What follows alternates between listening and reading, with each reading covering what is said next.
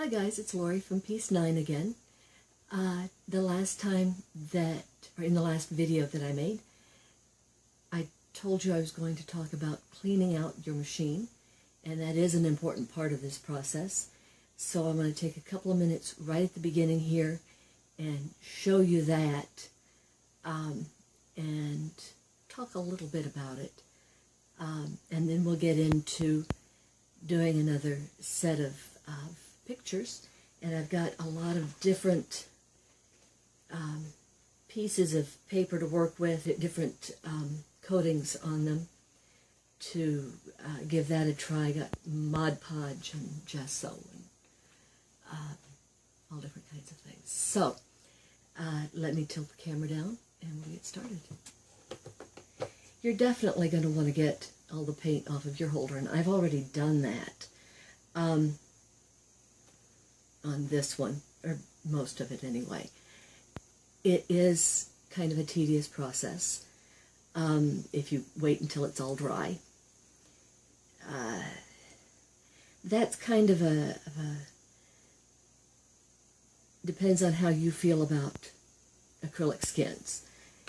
I definitely wait until this part is dry because I do love acrylic skins. I like having them. I like playing around with them. It does mean that once you've got this to where you like the way it looks, you're going to want to wait at least a couple of 3 days to let this dry well before you try to pull the paint out. And in this case, since it seemed to be a little bit thin in a couple of places, I spread some Mod Podge on it and let it dry some more, dry another day or two. And so we're going to pull that out now. And hopefully, since I've already got it started a little bit in a couple of places, and that Mod Podge on it should also have helped. Hopefully, this should come off fairly easily. I'm going to speed this up so you don't have to watch the whole process.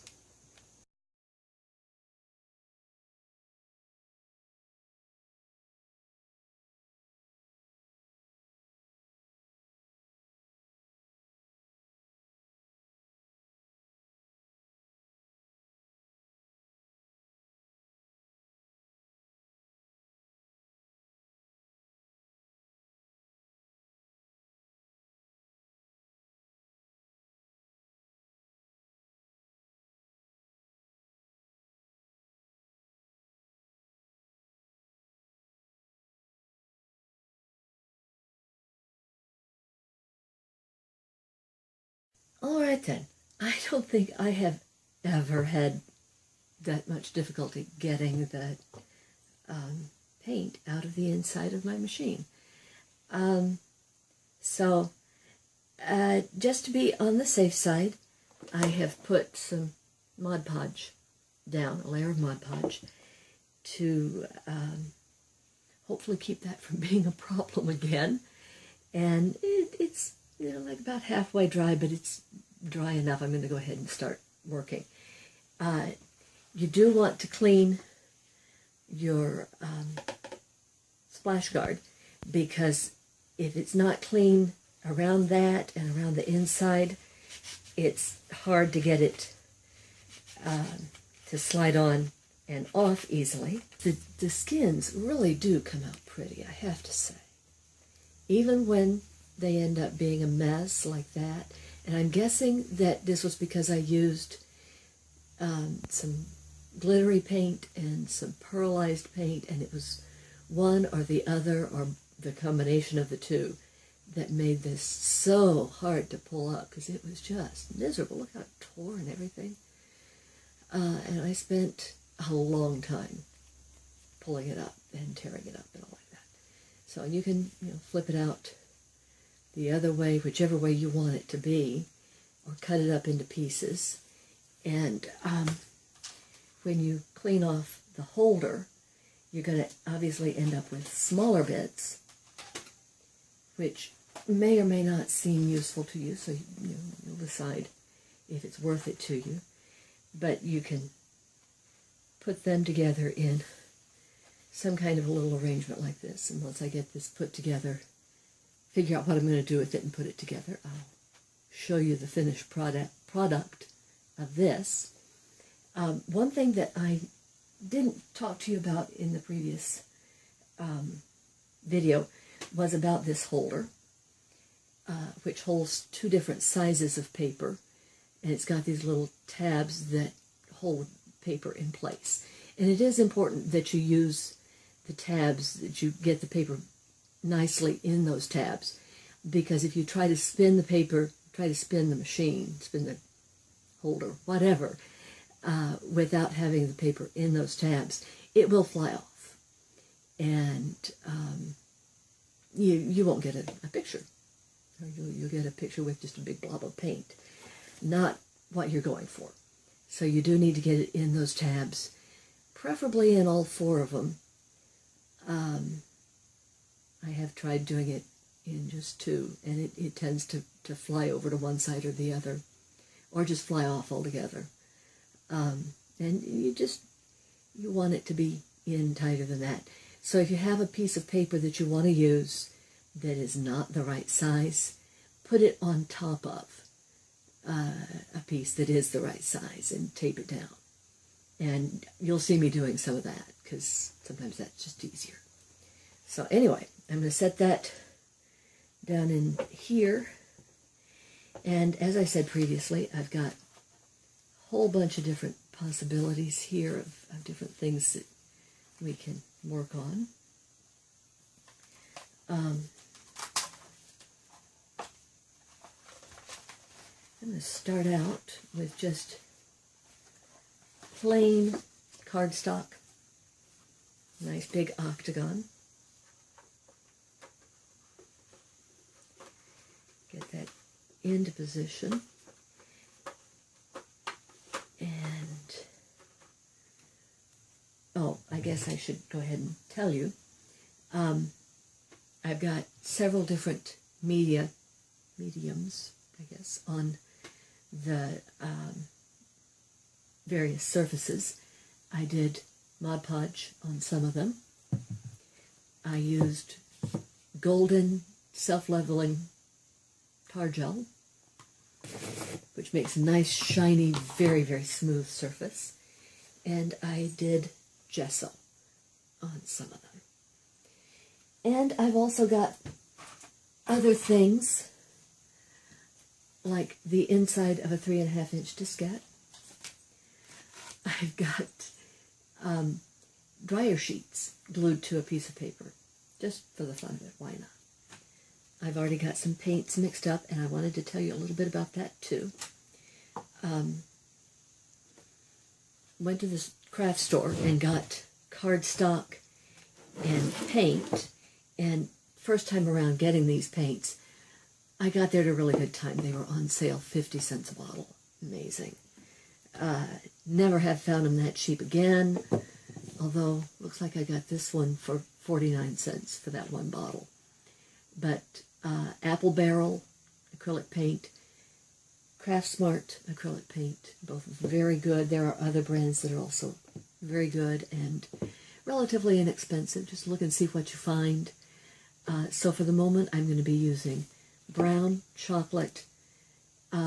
This is neon orange, I think. Where does it say? This one says Visit Michael's. I think it's neon orange. And grass green. How's that for a combination?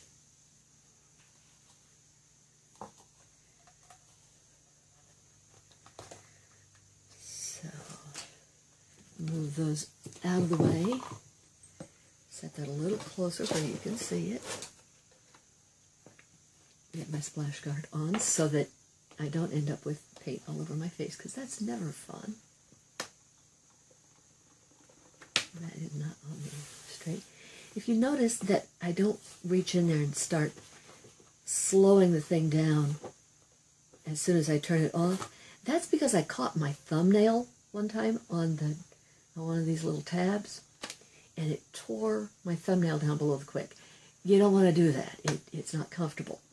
So just relax, take a moment, It's okay if you don't stop it the instant that you turn it off. Just take your time. It'll still be there, you know. Okay. This is a dirty pour of those colors I mentioned, green and chocolate and regular brown and bright orange. Actually, this may not be the neon orange, I'm not sure. Anyway. And I always like to let it run for a minute or two after I've put the paint in to give it time to let that paint really flow out as much as it's going to out to the edges. And you can see the line where I had the paint up to. It's not taking a whole lot of paint. And I used most of what was in there, maybe not quite all. So I'm going to let that run for just a moment more here. And then we'll turn it off and see how it looks.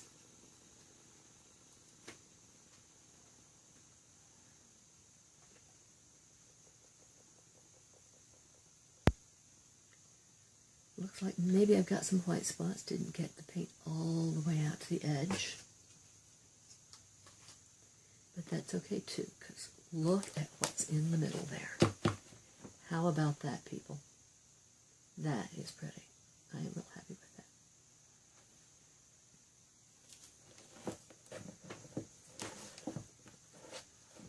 Okay.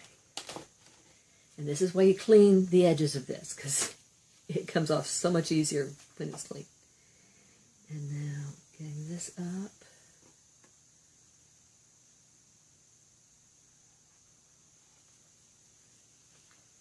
And I'm going to just... I mean, that's what I mean when I say we can do better than just the basic paints and such.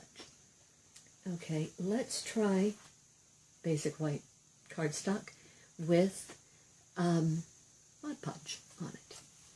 This has a layer of Mod Podge. And so I kind of want to see how the paints are going to move differently.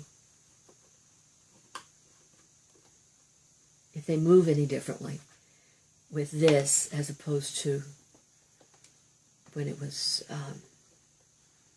just the plain paper. Because this is now a nice shiny surface. And this time I'm going to be using, looks like it's all CraftSmart. It's going to be Grape Taffy, Ocean Breeze, Pink Rose, and Mediterranean Blue. So that's my colors for this pour. And away we go.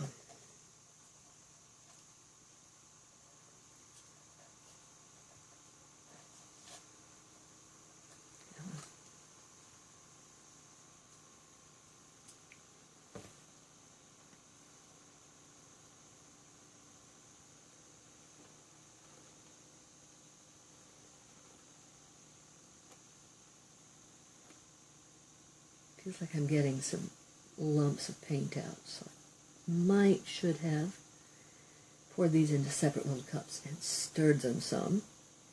I shook the bottles. I thought that was going to be enough. And once again, started with a fairly small amount of paint, used most of it. And let that spin a moment and develop, do whatever it's going to do.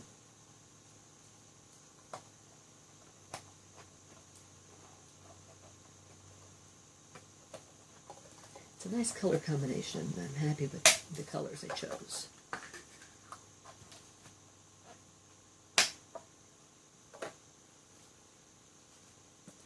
And let's see how we did.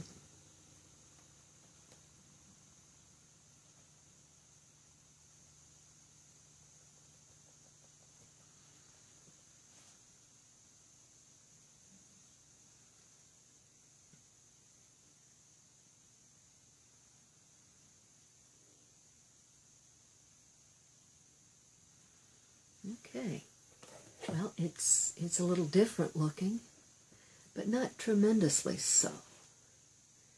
One thing that I can see right away, the paper that, because it had the glue on it, it was not completely flat. And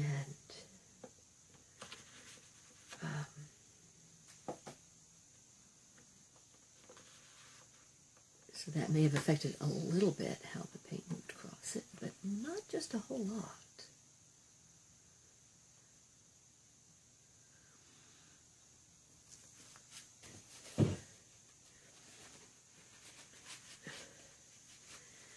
And from inside this, and see, this is what you do if you don't care about the skins. You just go ahead and wipe it out as you go, or when you're done for the day. Get all the paint off of it, and that way you don't have to worry about it later.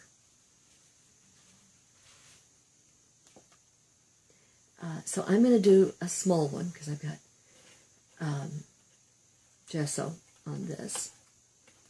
And the ones that I did of the big size that have gesso on them, I don't know at the moment where that is, so where that stack of pages is. Okay. The colors I'm going to be using on this one are mint green, vanilla, pure pumpkin, and red. All CraftSmart. And I mixed up about the same amount as before, but obviously I'm going to be using considerably less because it's a much smaller little sheet of paper. Oh, it looks like my vanilla is going to come out first all by itself. Okay. There we go.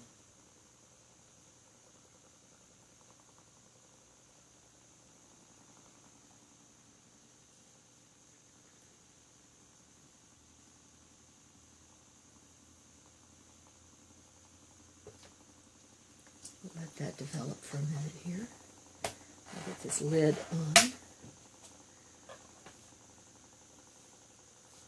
That's looking really beautiful.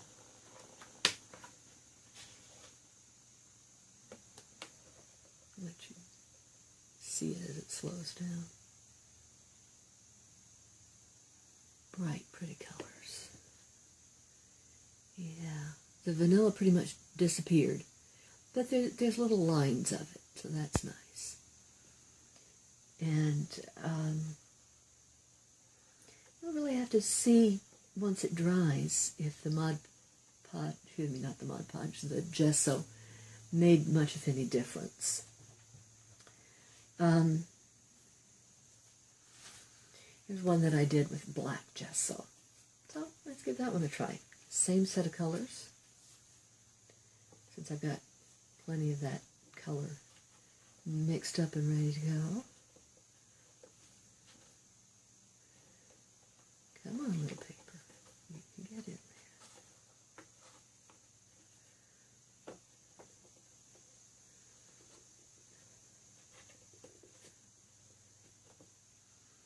there. Okay. See if it makes any difference having a black background versus a white background. This is the fun part of doing this because it's a fun experiment. It's always fun to experiment.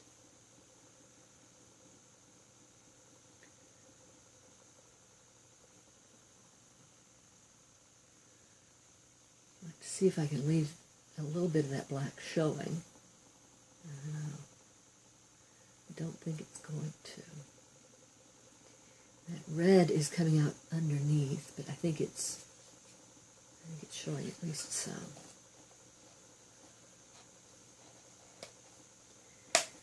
And I don't think any of the vanilla is going to show this time.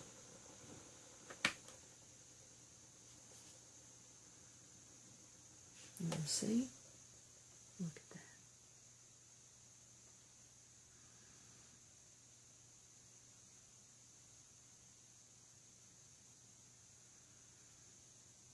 Yeah, it pretty much covered up all the black. It spread out enough to completely cover the black. That's okay. And we'll see once it dries if that stays covered up or if it dries clearer and some of the black shows through. Just have to wait and see.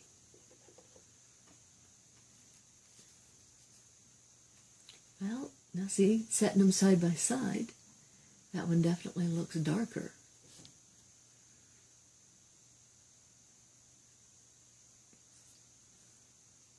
That's an interesting thing there. So, something to keep in mind.